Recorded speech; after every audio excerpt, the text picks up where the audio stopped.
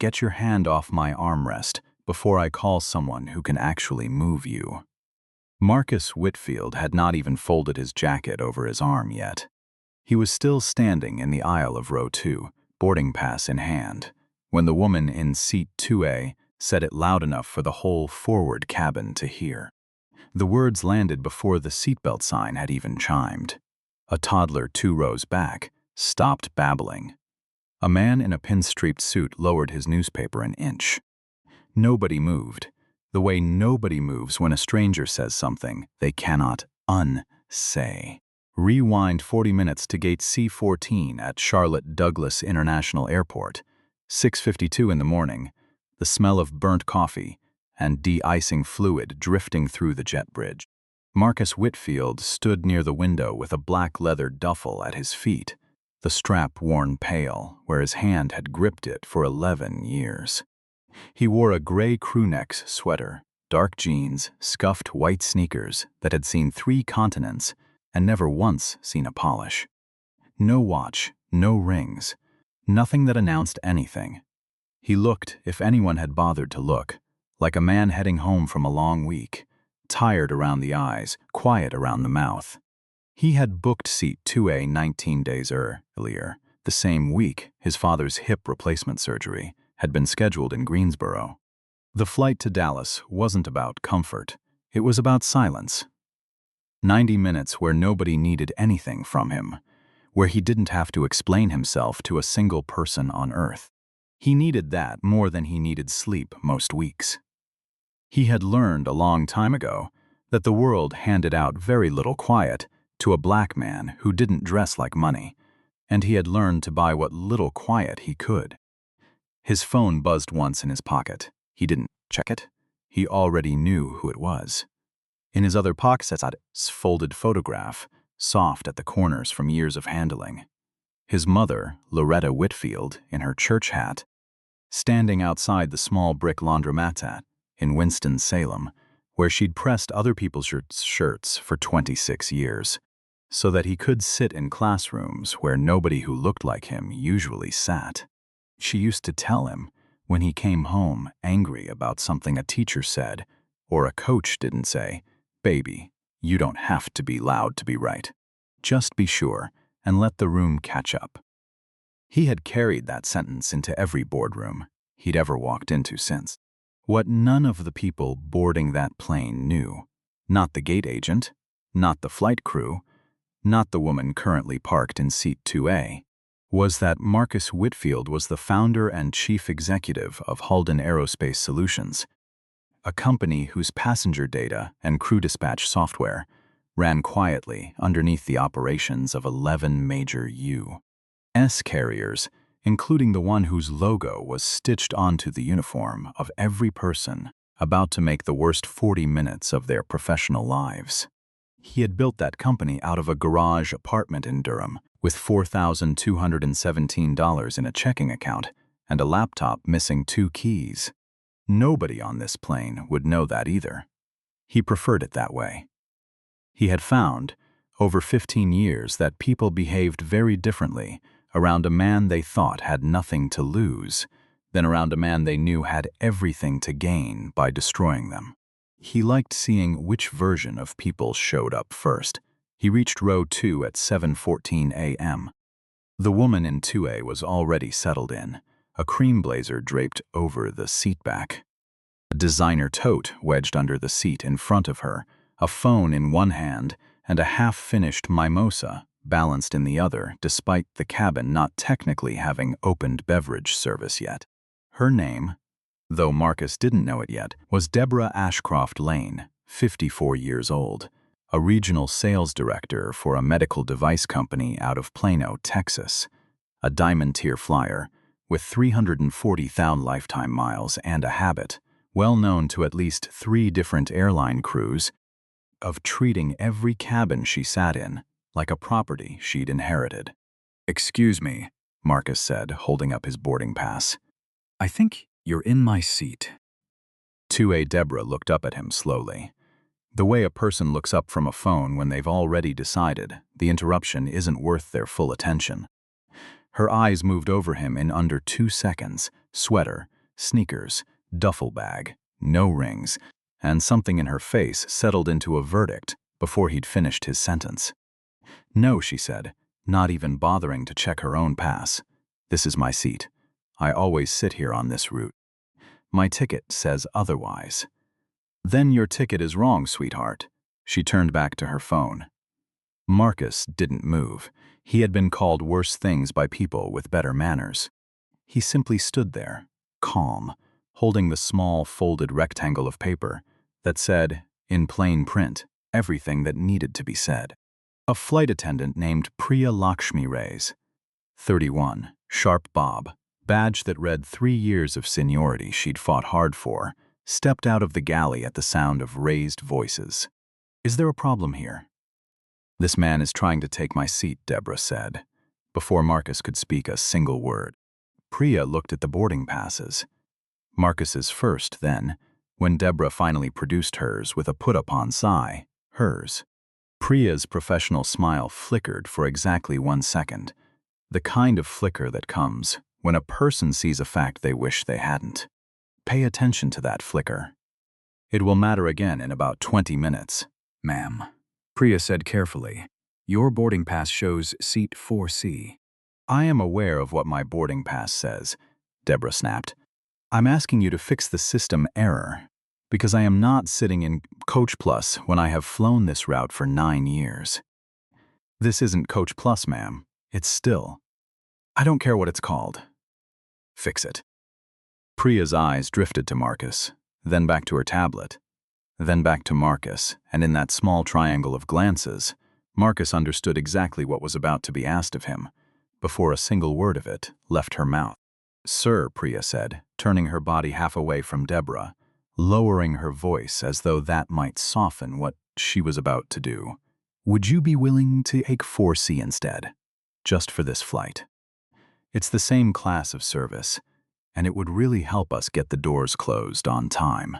A baby fussed somewhere behind row 6. Someone's rolling bag clicked shut in the overhead bin. Marcus stood very still. He had heard this sentence in different rooms his entire adult life. In hotel lobbies, where his reservation mysteriously vanished. The moment he gave his name instead of his confirmation number. In boardrooms where his seat at the table got quietly reassigned. The moment a more comfortable face walked in. The wording always sounded so reasonable. It would really help. As if fairness were a favor he was being asked to do everyone else. "You just confirmed her ticket says 4C, Marcus said, his voice even, almost gentle. "And now you're asking me, the one whose ticket says 2A, to move."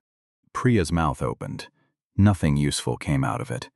"It's just easier this way," she finally managed. "Easier for who?" Nobody answered that.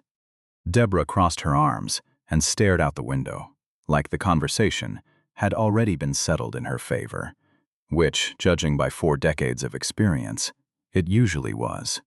A man in seat 3B, gray suit, AirPods half in, lowered his head slightly to watch his phone screen instead of the scene unfolding 2 feet from him. An older woman across the aisle in 2C, silver hair pinned back, wedding ring worn thin from 60 years of marriage, watched everything over the top of her reading glasses and said nothing. Not yet. Marcus looked at Deborah, then at the empty seat that belonged to him, then back at Priya. "I'll be sitting in 2A, he said quietly. "Please ask Mrs." He glanced at the name stitched faintly into the tag on her tote, Ashcroft-Lane, to take the seat that's actually hers. That was the moment Deborah Ashcroft-Lane decided this had stopped being about a seat and started being about something else entirely, though she would never have said that part out loud, not even to herself. "Excuse me," she said, voice rising now, pitched for an audience. "I don't know what you think gives you the right to talk to me like that, but I have status with this airline that I doubt you understand. I would suggest you sit down quietly before this becomes a problem for you." A problem for you. Marcus turned that phrase over once in his mind and set it aside, the way he'd learned to set aside a dozen versions of it over the years. at country clubs that lost his reservation, at car dealerships where the salesman walked past him toward a man in a cheaper suit, at his own company's launch party 4 years ago, where a security guard had asked him, politely but firmly, for ID to prove he belonged at his own event. "It already is a problem," Marcus said. "Just not for me." A second flight attendant arrived from the front galley. Connor Brask, 38, sleeves rolled with military precision, the kind of confidence that came from being right most of the time and rarely being challenged on the times he wasn't.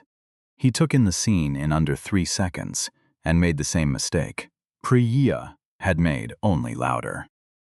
"Sir, I'm going to need you to take your seat, or take the alternate seat we're offering, because right now you're holding up boarding for the entire aircraft." "I am in my seat," Marcus said. "Seat 2A. The one printed on this boarding pass, which your colleague has already confirmed is correct.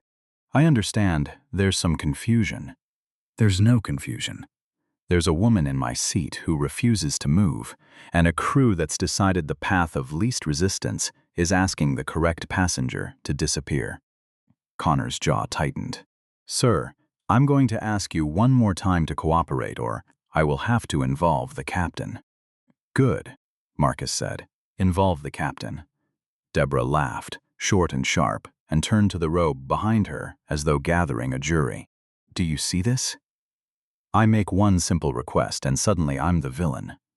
This is exactly what's wrong with flying these days. No manners, no respect. People looking for any excuse to make a scene." The man in 3B finally looked up from his phone. He didn't say anything, but his thumb, which had been scrolling, went still. "Hold on to that stillness. It will matter later too." "Ma'am," the older woman in 2C said quietly, not loud enough to be a confrontation, just loud enough to be heard. "His ticket says 2A. I can see it from here." Deborah's head snapped around. "Nobody asked you." "I know," the woman said. "I'm saying it anyway." For the first time since Marcus had stepped into the aisle, the cabin's temperature changed, the way air changes right before a thunderstorm. Not loud yet, but charged, waiting for the first real crack. Connor reached for the handset mounted near the galley wall. "Captain Reyes, we need you in the forward cabin. We have a passenger declining to follow crew instruction." Marcus heard the phrase land and watched it settle into the air like smoke. Declining to follow crew instruction. Not refusing to give up his own paid seat. Not standing his ground against a woman who'd insulted him in front of 40 strangers. Just declining. A tidy little word that could justify almost anything, once it was the only version anyone wrote down. "Good," Marcus said again, quieter this time. "Let's get him up here." Priya looked at him, confused by how calm he sounded, the way you're confused by a man holding a winning hand who isn't smiling yet.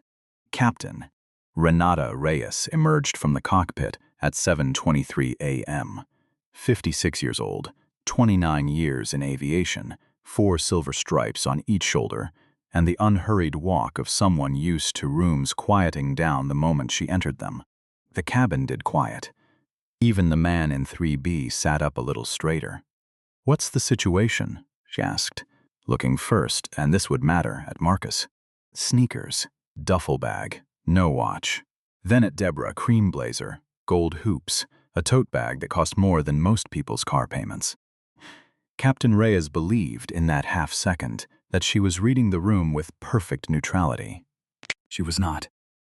"Captain, thank God," Deborah said, hand pressed to her chest like she'd narrowly survived something. "This man has been hostile since the moment he boarded. I fly this route every single week, and he's refusing to let me sit in my usual seat." "Show me the passes," Captain Reyes said to Connor, not to either passenger. Connor handed over the tablet.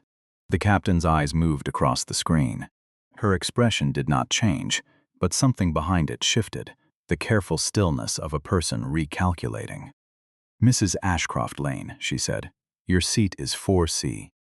I'm aware. I'm asking for an exception the way I always. And Mr." The captain glanced at the second name on the screen. "Whitfield is correctly seated in 2A.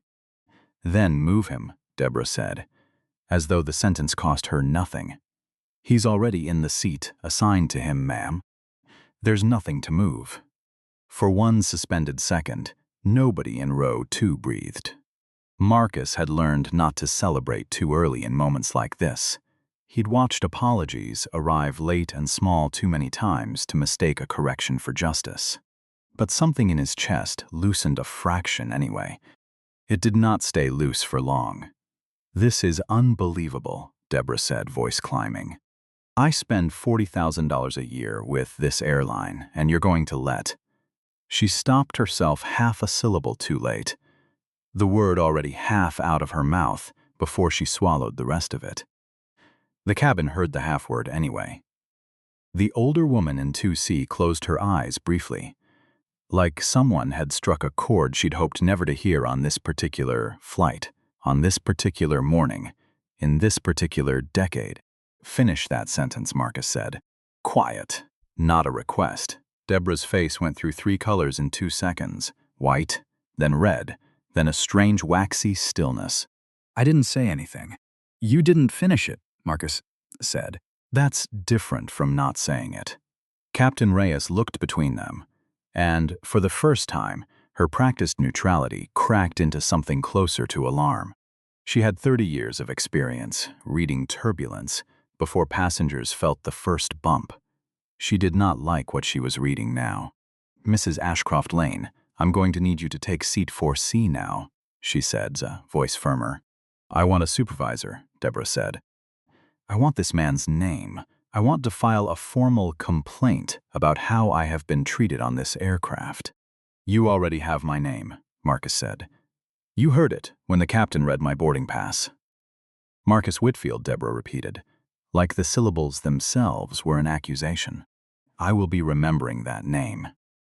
She had no idea yet how true that sentence was about to become. Priya's tablet buzzed in her hand, a routine alert, a connecting passenger notification, nothing dramatic. But her thumb, swiping it away, paused on the passenger manifest screen behind it. Her eyes moved down the list. Stopped. Went back up. Stopped again on a single line of text near Marcus Whitfield's name. "Corporate account. Restricted flag. Do not alter seating without authorization. Operations liaison." Her face lost 2 shades of color in under 4 seconds. "Captain," she said quietly, holding the tablet toward Reyes. "You need to see this." The captain read the line twice. Her shoulders, which had been squared in command mode confidence, dropped half an inch. "Mr. Whitfield," she said slowly, "what exactly is your relationship to this airline?" Marcus's phone buzzed in his pocket. Then again. Then a third time, 3 short pulses in a row, the pattern he'd set up 2 years ago for exactly 1 contact. His chief operating officer, Renee Castellanos, who only ever called in triplicate when something genuinely could not wait. He pulled the phone out and looked at the screen. "Rue maintenance alert. Flight 22 Swan Seb, linked to Halden account 0091. Beneath it, a second message. "Board notified per protocol. Awaiting your call." He had not asked anyone to flag this flight. The system had done it on its own, the same automated compliance protocol. His zone engineers had built 3 years ago, after a different airline lost a different bag containing a different executive's confidential merger documents. Halden Aerospace's software didn't just route luggage and seating data. It watched, quietly, for exactly the kind of incident now unfolding in row 2, because 2 years ago, Marcus had personally insisted the system be built to flag any disruption involving a corporate-linked passenger. He hadn't built it to protect himself from indignity. He'd built it because his mother had spent 26 years being talked over by people who never once had to explain themselves afterward. And he'd promised himself that if he ever had the power to make the world keep better receipts, he would. Today, the receipts were about to be very, very thorough. "Captain," Marcus said, slipping the phone back into his pocket, "I think you should let your operations center know that Flight 22 Swanteen is currently the subject of an automated compliance hold." A what? Halden Aerospace Solutions, the passenger data and crew dispatch infrastructure for this airline. I'm the founder and CEO. The cabin had gone completely silent. Even Deborah, for the first time in 23 minutes, said nothing. Connor's mouth opened and closed without sound. Priya stared at the tablet like it had grown teeth. The man in 3B had stopped pretending not to listen entirely and was now openly filming, phone held low against his knee, but lens unmistakably aimed forward. I don't believe that for 1 second, Deborah said, though her voice had lost most of its certainty. Anyone can say they run a company. You don't have to believe me, Marcus said. He reached into the side pocket of his duffel and produced a slim black card holder, opening it without ceremony, the way a man opens something he has shown 1,000 times and stopped feeling anything about. He handed the card to Captain Reyes. Marcus T. Whitfield, it read, Founder and Chief Executive Officer, Halden Aerospace Trulusus. Beneath it, smaller, Strategic Infrastructure Partner, Operations, Dispatch and Passenger Systems. Captain Reyes had flown for this airline for 19 years. She knew that name. Every captain who'd sat through the mandatory systems briefings of the last 3 years knew that name, printed in the corner of every training module, every dispatch screen, every gate agent terminal in the fleet. Oh my God, she said quietly, more to herself than anyone else. I was on my way to Dallas to see my father. After hip surgery, Marcus said, his voice still level, still without theater. I was not planning to spend this flight identifying myself to anyone, but your crew made that necessary. The moment they decided the easiest solution to an uncomfortable woman was asking the correctly seated black passenger to vanish. The word black hung in the cabin air, unflinching, unapologized for, simply true. That's not, Connor started. That is exactly what happened, Marcus said. I watched it happen. So did everyone in this cabin holding up a phone right now. Deborah's composure, the last threads of it, finally gave way. I didn't know who you were, she said, and the sentence came out thin, almost pleading. That, Marcus said, turning to face her fully for the first time in several minutes, is the entire point. You shouldn't have needed to know who I was. You only needed to read the boarding pass in your own hand. His phone rang. The screen lit with a name, Rennie Castellanos, board liaison. He answered it in front of all of them, no longer bothering to step away. Yes, Renee, I'm aware. No, we have not pushed back from the gate. I want the contract renewal team to pause the signature process on the service equity module until I personally review what happened on this flight. A pause. His eyes moved, slow and deliberate, across Connor, then Priya, then Captain Reyes, then finally settled on Deborah Ashcroft-Lane in seat 4C, where she had finally, silently, gone. Pull the names. Rachel. Sorry, Priya Lakshmi Reyes, flight attendant. Connor Brask, flight attendant. Captain Renata Reyes, passenger, Deborah Ashcroft-Lane. I want a full statement collection started before we land. Priya's hand drifted to her mouth. Connor stared at the carpet between his shoes, like it might open up and take him somewhere else. Mr. Whitfield, Captain Reyes said when he ended the call, her voice noticeably smaller than it had been 20 minutes earlier. I want to apologize. I should have asked to see both boarding passes the moment I arrived, instead of assuming. Instead of assuming what? Marcus asked. The captain didn't answer that. She didn't need to. Everyone in the cabin already knew the answer, and the silence that followed was its own confession. This aircraft, Marcus said, is not going to depart until ground operations sends someone up here to begin documentation. I want every witness statement collected while the memory is fresh, not filtered through whatever version gets written down afterward to protect everyone's job, but mine. That will delay the flight by. Connor started. It's already delayed, Captain Reyes said, cutting him off, the first fully correct sentence she'd spoken since stepping into the cabin. By our own failure, make the call. 22 minutes later, Ground Operations Supervisor Wanda Iseli Marsh, 47, Navy blazer, airport badge swinging against a lanyard worn soft from years of handling. Boarded the aircraft, with a tablet pressed against her side, and the particular tightness around the mouth of someone pulled out of one crisis directly into another. She found Captain Reyes near the galley. "What do we actually have here?" Wanda asked quietly. "A seating dispute that became a discrimination incident," the captain said. "The passenger in the correct seat is a corporate infrastructure partner. We have at least 4 phones recording.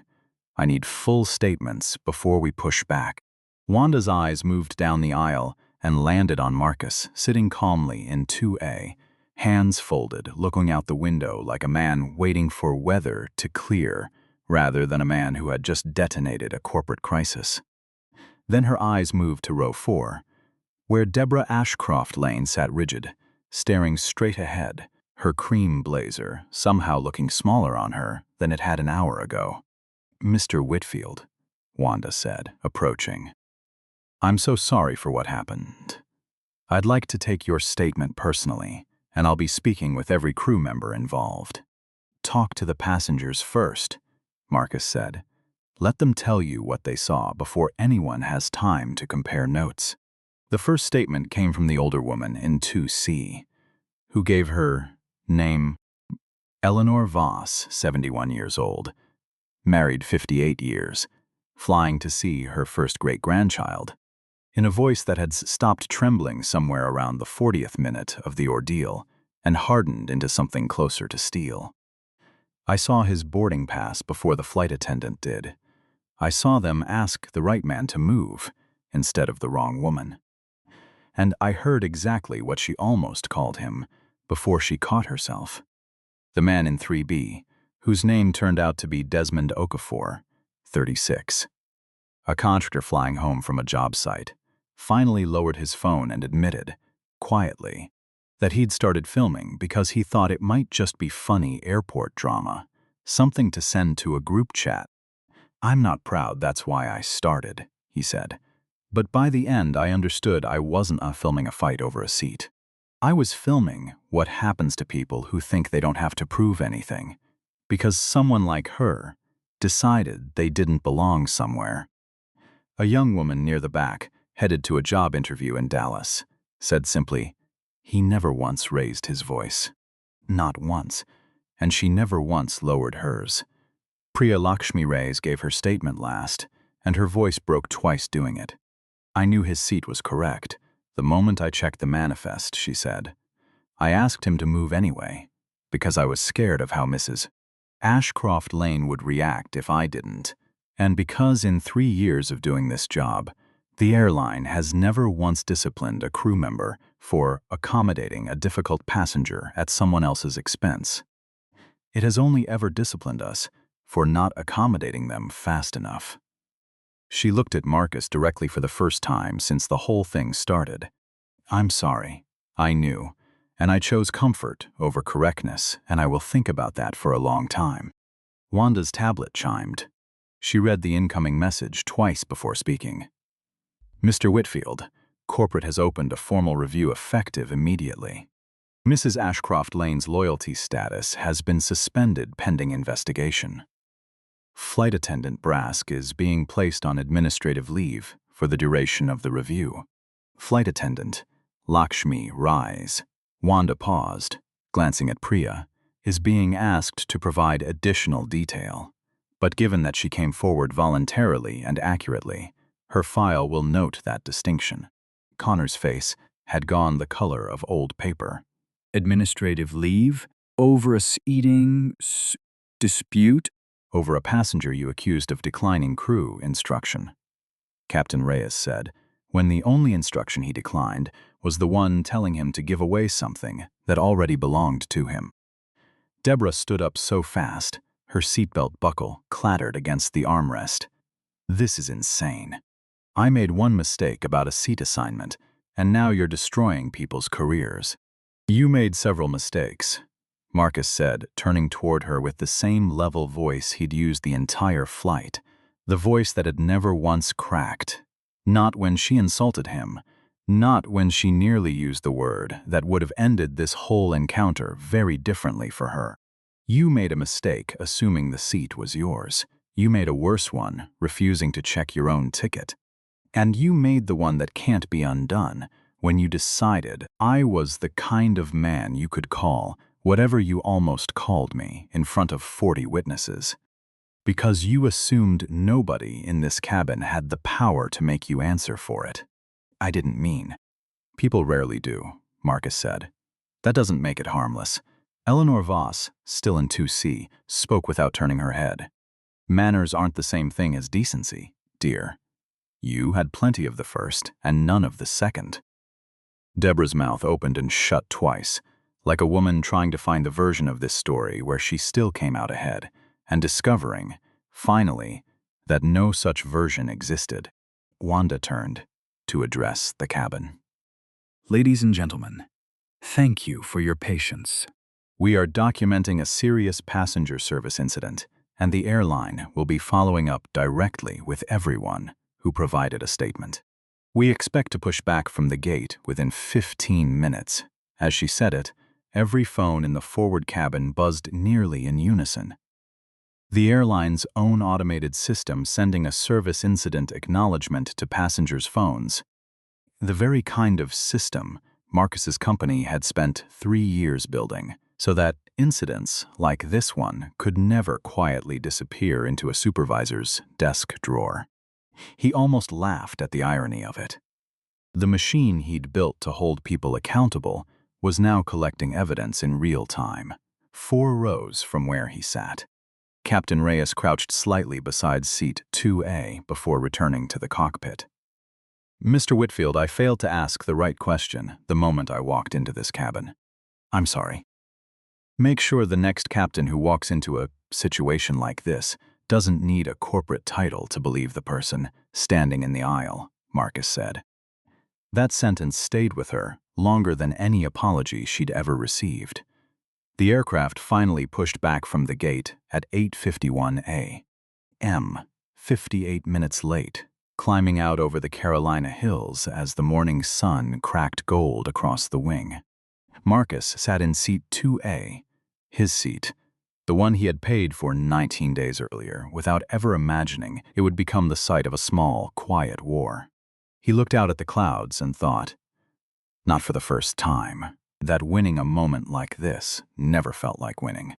It felt like exhaling, finally, after holding his breath since the day he learned what his skin would cost him in rooms that hadn't earned the right to charge it. 4 months later, Halden Aerospace Solutions completed the rollout of its updated service equity audit module across all 11 partner airlines, a project accelerated, internally, by something staff had started calling, half-jokingly, half-not, the 2A incident. The module flagged not individual passengers, but patterns. Crews who disproportionately reassigned correctly seated passengers. Supervisors who closed complaints without documentation. Airlines whose own data quietly proved what their press releases denied. Priya Lakshmi Reyes kept her job. 8 months later, she was promoted to lead flight attendant trainer for her base, where the first module she insisted on adding to new hire training was titled, simply, Check the Pass First. Connor Brass did not return to the airline after his administrative leave ended. He resigned before the review concluded and took a position at a regional carrier with considerably less scrutiny and considerably fewer corporate-linked passengers to worry about offending. Deborah Ashcroft-Lane's diamond tier status was never reinstated. The airline's investigation, drawing on records her own complaints history had inadvertently helped build, surfaced 3 prior incidents involving other passengers. 2 of them black men, 1 a Latina woman traveling with her children, each one quietly resolved by reassigning the correctly seated passenger rather than confronting Deborah's behavior. She received a formal letter, not an apology exactly, informing her that her account had been permanently downgraded and that future incidents would result in suspension of flying privileges altogether. She never replied to it. People rarely reply to the letters that finally tell them the truth. Marcus's father recovered fully from his hip surgery and was walking 3 miles a day by spring. On one of those walks, slow and careful along a Greensboro greenway, Marcus told him the whole story, start to finish, expecting something close to outrage on his father's behalf. His father just nodded, the way he did when something confirmed what he'd already known for 68 years, and said, "Your mother always told you, you don't have to be loud to be right." Sounds like you finally believed her all the way through. Marcus still flies coach more often than first class these days, not as a statement. Just because he prefers the window seats in the back, where nobody expects anything from the man in the gray sweater with the worn leather duffel, and he likes, every now and then, the particular piece of being underestimated on purpose. If this story moved you, not because of how it ended, but because you recognized someone in it, maybe yourself, maybe someone you watched stay quiet when they shouldn't have, like this video so it reaches someone who needs to hear it today. Share it with anyone who's ever been asked to make room for someone else's comfort at the cost of their own dignity. And tell me in the comments, have you ever been in that cabin? And if you have, which seat were you in? I read every single answer.